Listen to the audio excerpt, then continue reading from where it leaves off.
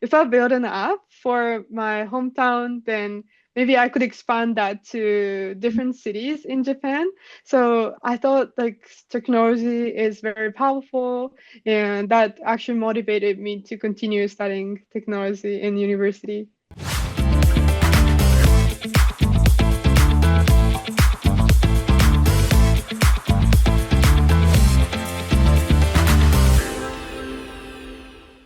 Hi, welcome back to Beyond Borders, a podcast that will give you tips and share experiences about how the real process of applying to university is. I'm your host, Miranda Montoy, and I am glad to be here one more episode. In this episode, I have the privilege to interview Hinako, a Japanese student that is currently studying in Simon Fraser University, located in Canada. She'll be joining us today to talk us all about her experiences as a student now on campus, her extracurriculars, leadership, internships, opportunities on campus, and experiences on high school and university itself. And how these experiences shape her as a person and as a future professional. We also explore what makes SFU unique, the resources it offers, and how Hinako makes the most of her university experience. Let's get started and welcome Hinako to Beyond Borders. Question is where you're from in Japan and what you're currently studying. Oh, sorry, what was the second question? And what are you currently studying? Okay, perfect. So I am from a city called Nagano. It's not a big city like Tokyo or Osaka, but it's a small city in the center of Japan. And it was more like a countryside with a small city, like downtown part. And I was born and grew up there. And currently, I am at BD School of Business at Simon Fraser University in Vancouver, and I'm studying management with information systems. So, like how technology is applied in business situation, and also statistics as my minor. Okay, that's great. And what drew you into that intersection between management and technology? Oh, yeah, that's a great question. So, the reason why I was motivated to study business was because I wanted to help people through business. And I realized that technology is very efficient in the way that can help people. Because if you build a software or hardware and then um, anyone in the world can use it. And I really like the potential of technology to help people. And I also thought that that also aligned with my strengths of being able to manage people and people from different teams, for example, like engineering team, business team, and also designers. So I really like the intersection and yeah, that's how I decided to study that. Okay, that's so cool.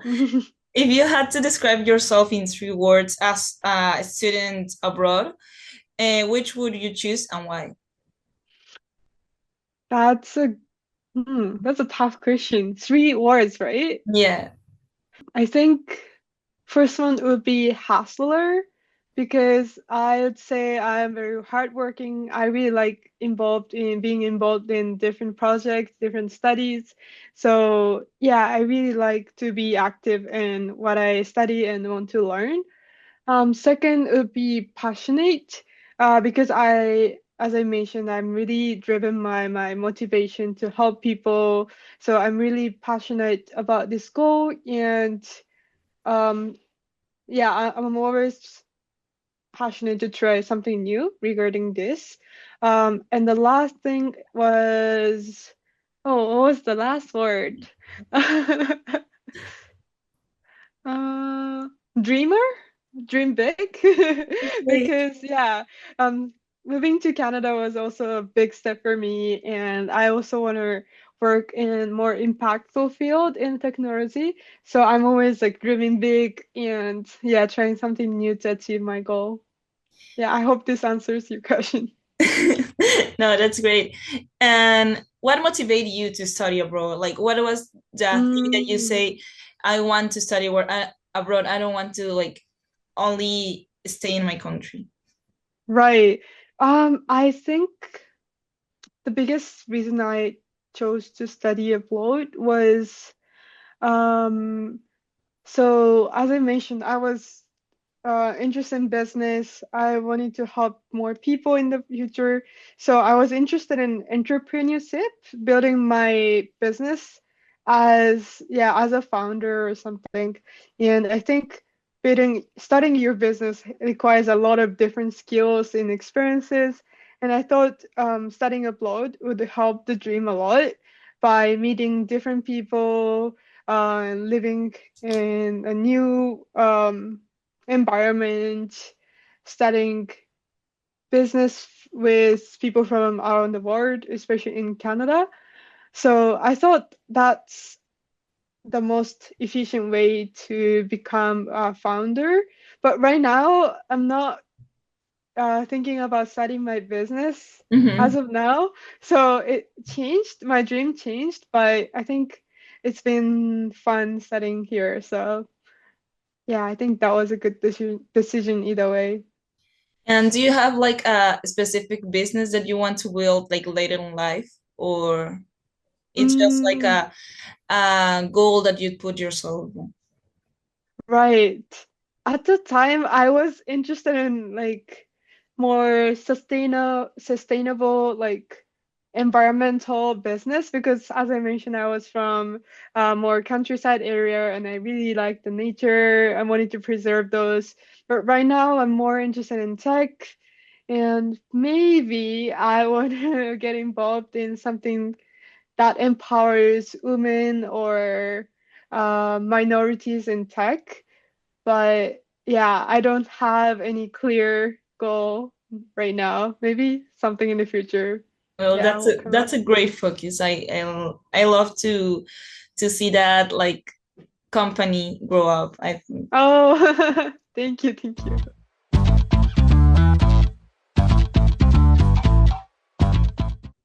You mentioned visiting Vancouver. Did you visit Vancouver before choosing Mhm. SFU? Okay. As I know that you do that, can you describe that moment or feeling that made you think, yes, this is where I want to study? That's a great question. So that at that time I was around 15, around your age, I think. I visited Vancouver just for summer, like school summer program, to study English and also meet international students there. And I really like the environment that's very like multicultural, like everyone support each other.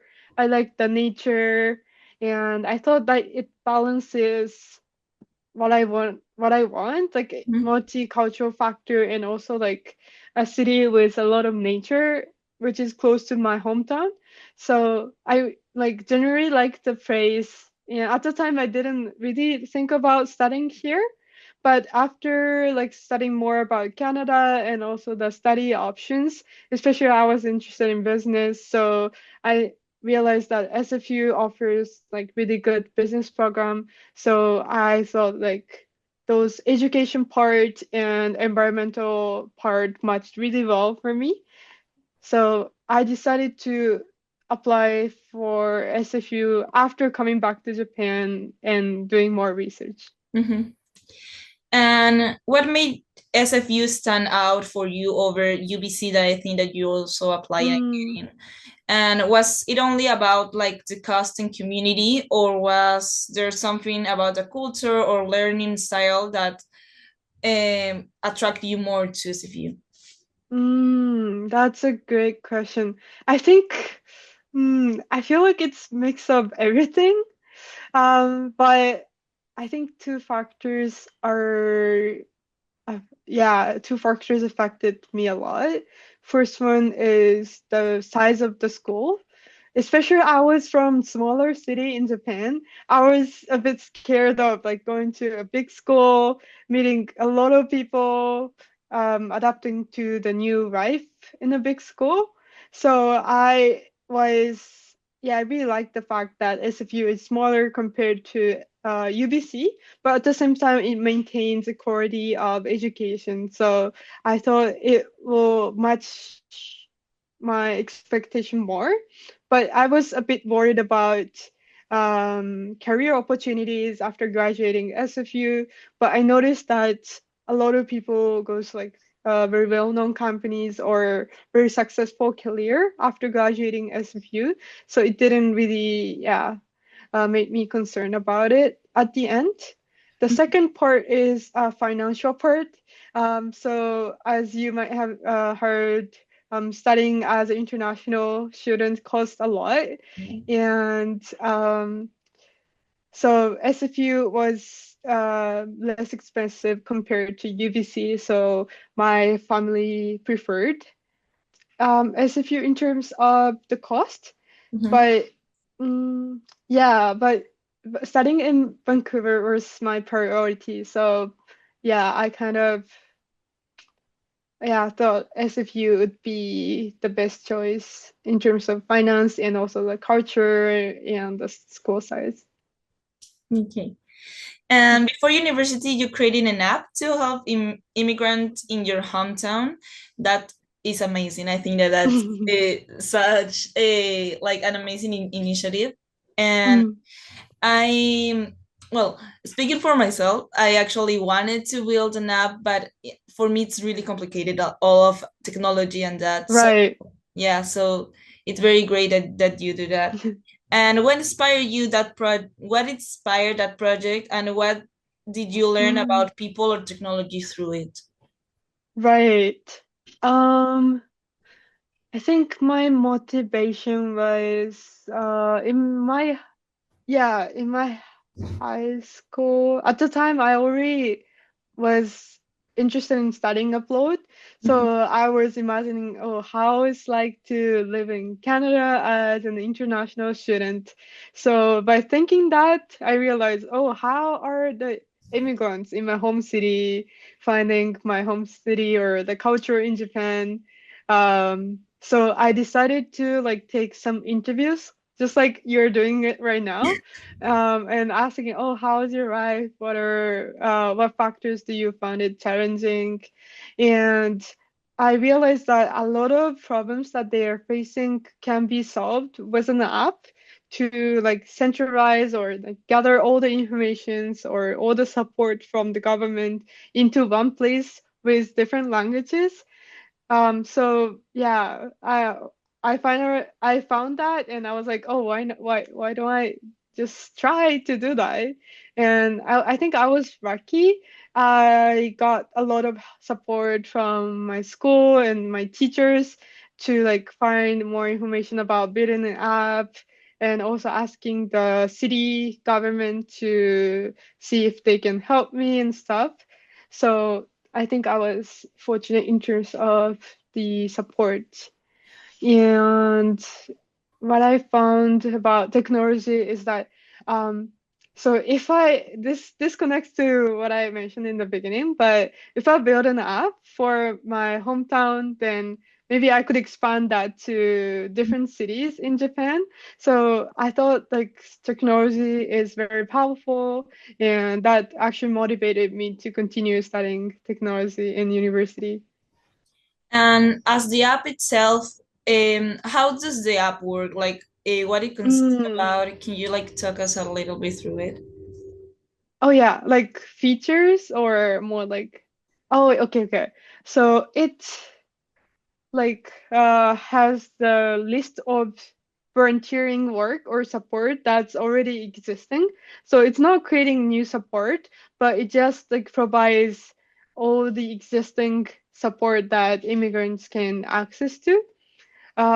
This is because like I noticed through the interviews, I found that a lot of support exists, but it's really hard to like find what they actually need because like some staffs are only on the posters in the city hall or some stuffs are only like sent to some communities that already existing. So I thought like centralizing all the information in one app would be like really helpful. But it will be like it's translated with Google Translate. Mhm. So yeah, it can be accessed in different languages. Oh, that's so cool. Thank And you. well, we are going to pass to experiences and challenges. Did you have like some kind of agency or like consultant agency that helped you to apply to university? Mm. So I didn't use any agent that helped me apply because I applied for like 1 year long college before applying to SFU. Okay. So the college simplified the application for international students, and it was like mainly like submitting my grades. Yeah, grades. What else? Like, yeah, my personal information over email. So it wasn't really like writing an essay, so it didn't require me to like ask for any additional Mhm. support. But I was a part of an organization that supports um, students, Japanese students who are interested in studying abroad. So Mhm. I've had a mentor who helped me understand more about Canadian culture, education system, and stuff. So it helped me to, like, how can I explain? Like, it helped me to decide Mhm. um, applying to SFU, but it didn't, yeah, directly support my application. Okay, so this organization like help you to understand what a like what was around being a like applying abroad, but they didn't actually Mm. help you to apply to the university. Yeah, that's correct. Ah, okay, that's great. Mhm. Um, can you walk us through your journey from FIC to SFU? I my need. Mm-hmm. Uh, my need to apply SFU. No, no, like the college. Oh, I see, Mm-hmm. I see. Right, right, right. Yeah, at that time, I wasn't super fluent in English, so that was the main reason I, yeah, needed to apply to the college. Okay. And yeah, I grew up in like I studied in a very like public schools in Japan, so like I didn't like get myself into like a very multicultural or international environment. So I was also worried about yeah the new environment. So I thought that would be yeah helpful adapting to the new life. Okay. So it helped you adapt and to know like how was the life there before actually being in university. Yeah, right. Yeah, Okay. especially the college is only for the international students. So Mhm. my friend also had like same problems and like we helped each other. So that was very nice. Yes, yes. My brother was also on college. Oh, cool, cool. And okay, so you held several leadership roles from Nactus to tech-focused nonprofits. What has Mm, been the most fulfilling project and what impact has it had on you personally? mm. Right. I think I want to talk about my project in Enactus. Mm-hmm. So in my project, we helped both elderly community and also homeless people in Vancouver. So we visited elderly home care center to knit together because like they feel like very isolated living in the care center. So we created events to knit together and like socialize with elders.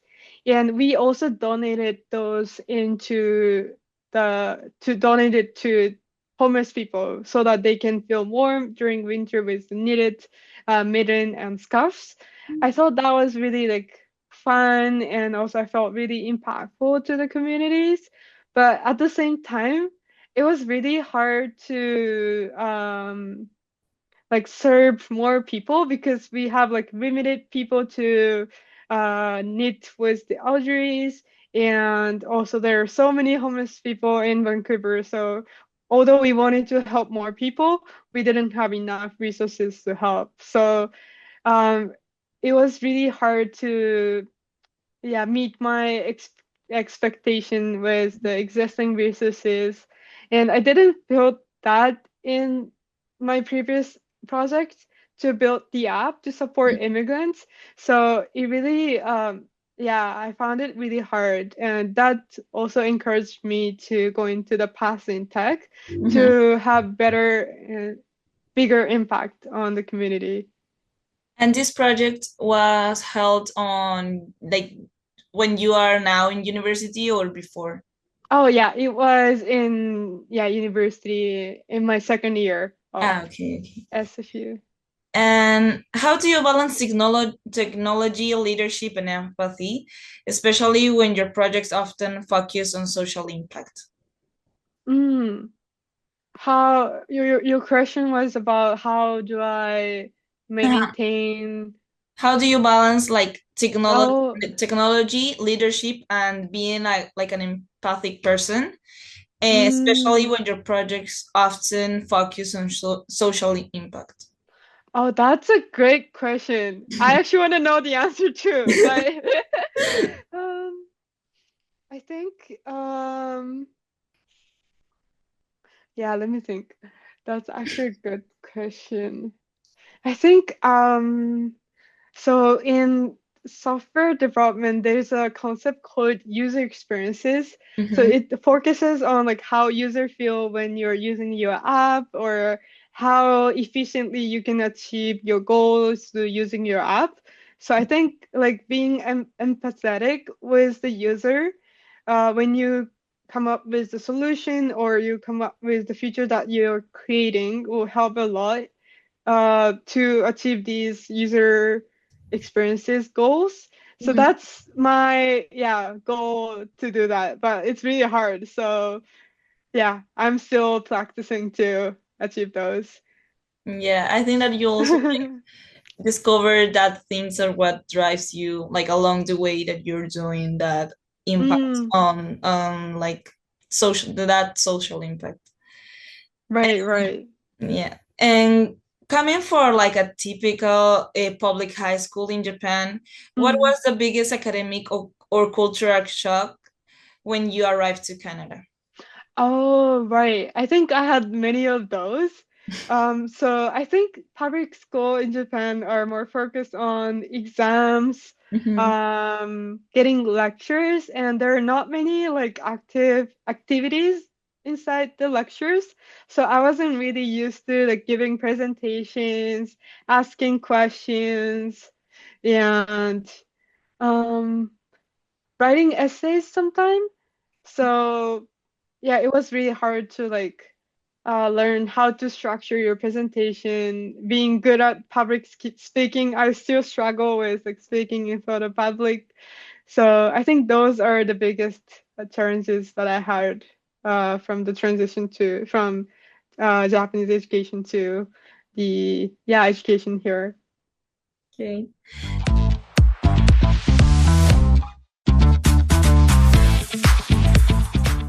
You said SFU feels like home because it's surrounded by nature and reminds you of the Mm. countryside of Japan. What does home mean to you now? Like now, like Ooh, as being, I think that you are 3 years now in Canada. interesting. Um, Yeah, I think nature is a big part. I'm not really used to like being in a big city with like big building and like busy people. So Mhm. like I really feel comfortable seeing the nature, seeing the sunset and enjoying the different seasons like summer, winter, spring, falls. But I also like food so much. I like cooking, going to restaurants. So like right now, like I really like the factor that I have like favorite restaurants in Vancouver. I have like some favorite dishes to cook. So like food makes me feel home as well. So yeah, I think nature and food are the two big factors. And how do you stay connected with your roots and like Mm. culture while living in a different country? Oh, that's a great question. Um, I think again, food is really big for me. I usually cook Japanese food. I go to Japanese restaurants in Vancouver as well. Luckily, Vancouver is a very international city, so it has like very international dishes as well, restaurants and everything. So yeah, that helps me a lot. And at the same time, because of technology, it's really easy to like connect with my family and friends in Japan. So like I call my family like almost every night. So it's really nice staying connected with my family even though we're really apart. What have you learned from interacting and working with students from so many different backgrounds? Mm, yeah, I think it has both good and bad sides. So the good side is that like it's uh, being like working with diverse teammates and classmates. It taught me the diverse, very like inclusive mindset, and also like I feel like it helps give innovation by considering different perspectives, different ideas, from different, yeah, people from different background. And for the negative side is that it's really hard to manage the team towards like one goal. Everyone has different standards, different expectation with different backgrounds. So I sometimes feel really challenging like connecting everyone in one team. For example, like um, how what are the examples? Maybe yeah, different like we sometimes have different understanding of the problem. So like one person might think, oh, it's a very serious problem, but the other person might not find it serious. So sometimes I struggle in that part, but generally like it helps me understand different perspectives and taught me different, yeah, different concepts. So it's been fun. After you experience that part of leaving your home country and Mm. in a part your family, how do you adapt to that like a long time, and how can you describe that experience like from to you? Right. I think that was, yeah, that was really hard for me as well, being apart from my family and friends in Japan. Yeah, I struggle a lot in my first year and even second year. But I think having friends and in my case, having my boyfriend helped me a lot. Um, so I think um,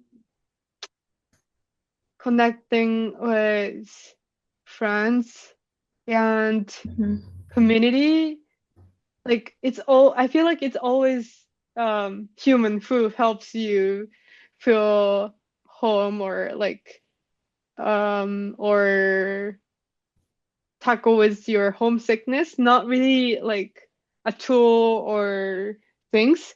So I think like having friends and being in the community will help eventually, but I know it takes a lot of time for everyone.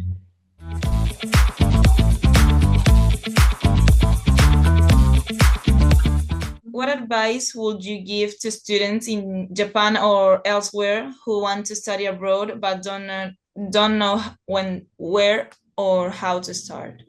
I saw a lot of people who like to vlog in Uh-huh. their uni life and yeah, just like in their life in general. So I think it helped me understand what the culture is and also like what the life will look like. So I would definitely recommend that. Okay. Um, then we have what now is your studying method now at university compared of the study method that you had on school? Mm, interesting. Um, I think it might be basic, but studying um consistently will help a lot. So in my case, I try to read my textbook ahead of my lecture, so like I can attend lectures with some concept in my head already, and also reviewing that soon after the lecture help me keep my memory Mhm. long term. It sounds very basic, but it's sometimes hard to like Mhm. study and prepare consistently. So I try to do that as well. Yeah, I found that like in my high school, the concept wasn't as hard, so that I could cover some part by not preparing ahead or reviewing materials. So yeah, after getting into uni, I tried to do that consistently.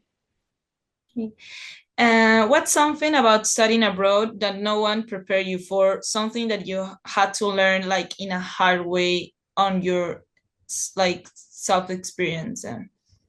This is something similar to what I answered in the previous question, but being in a diverse community, I Mm-hmm. thought it's always fun to learn from others with different background, Mm-hmm. but sometimes I found that it will create some conflict Mm-hmm. between people with different background. So that's something that I found out for the first time after coming here. Um, and I didn't have any skills to manage that. But yeah, so I think that Mm-hmm. should be the And layer I found. yeah. And what advice would you give to students try to make friends or find community in a new country or a university? Okay, I have a really good answer for this. I think having something that you enjoy a lot will help a lot to like make friends. So for example, if you play soccer, if you play tennis, you it's easier for you to connect with others through the topic. So I think it doesn't have to be any sports. So like you, if you see like dramas or anime that you like, then I think that helps you a lot.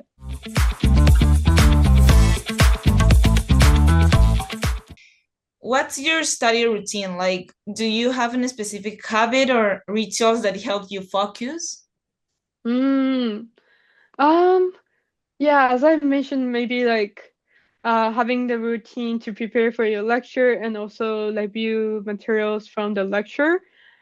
But otherwise, I like to Mhm. make my own notes to kind of summarize everything. So like it helps me organize what concepts relates to others or what differs from others. But I think last thing will be like using AI. It Okay. might be controversial, but I found it helpful for certain subject. Mhm. So like be mindful of the use of AI, but it definitely felt it definitely helps for me sometimes. Yeah, yeah. AI could be like very useful. I also use it. Mm. Oh, And cool. yeah. How do you combine analytical subjects like statistics and management with creativity in tech and entrepreneurship? Mm. I think yeah, I enjoy learning those different aspects. I am especially I feel like I'm more like I'm better at the analytical side since I'm studying statistics, so I like analyzing data and analyzing some problems, but I also know that it's really important to be creative and collaborative with others. Mhm. So I think to complement those areas, I like to work with others. I am in a student club to build software for social good. So yeah, I try to be in a team and so that I can learn from others. The next question is, you've taken on multiple leadership positions. What motivates you to keep taking initiative rather than just participating? Mm. I didn't think about that before, but I think I'm generally very curious Mhm. about what I can achieve and how I can improve myself. So I think, yeah, I just want to try something new Mhm. all the time. And yeah, that motivates me to take the leadership role. What's the best lesson you've learned so from any of your leadership or club experiences so far?